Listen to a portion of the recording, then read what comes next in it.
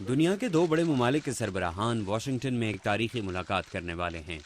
دونوں کو یہ اندازہ بھی ہے کہ کامیابی کے لیے ایک کو دوسرے کی ضرورت ہے۔ واشنگٹن کی جانز ہاپکنز یونیورسٹی کے Nitze school of advance international studies میں امریکی وزیر خزانہ ٹیموتھی گائتنر نے دو طرفہ تعلقات کی اہمیت پر زور دیا۔ چین کو امریکہ کی ضرورت ہے، مگر امریکہ کو بھی چین کے ساتھ بڑھتے ہوئے معاشی تعلقات سے فائدہ ہوگا۔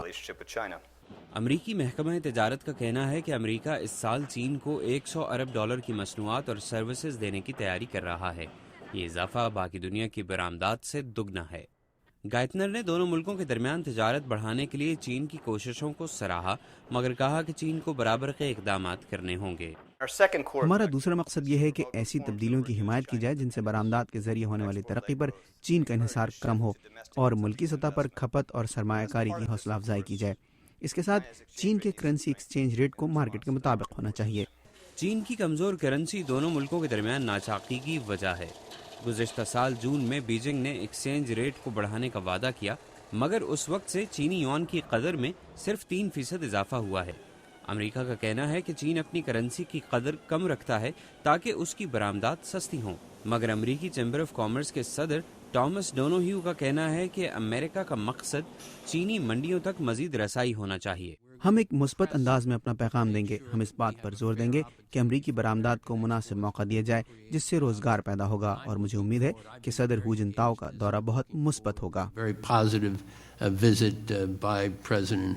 چینی اہلکاروں کا کہنا ہے کہ وہ آہستہ آہستہ یوان کی قدر بڑھائیں گے۔ چین کی کرنسی زیر بحث آنے والے مسائل میں سے ایک ہے۔ ماہرین کے مطابق ایک اور مسئلہ جو اہم ہوگا وہ ہے چین کا جنگجو اتحادی شمالی کوریا۔ اختلافات کے باوجود صدر ہو جنتاؤ کا دورہ چین اور امریکہ کے بہتر ہوتے تعلقات کی نشاندہی کرتا ہے، یہ کہتے ہیں عالمی بینک کے معیشت دان جسٹن ییفولن۔ اگر آپ امریکہ اور چین کے تعلقات کو دیکھیں تو کوئی نہ کوئی مسئلہ ہوگا، مگر آپ مجموعی طور پر دیکھیں تو میرا خیال ہے کہ بہتری آ رہی ہے۔ صدر ہو جنتاؤ بدھ یعنی 19 جنوری کو صدر اوباما سے ملاقات کریں گے۔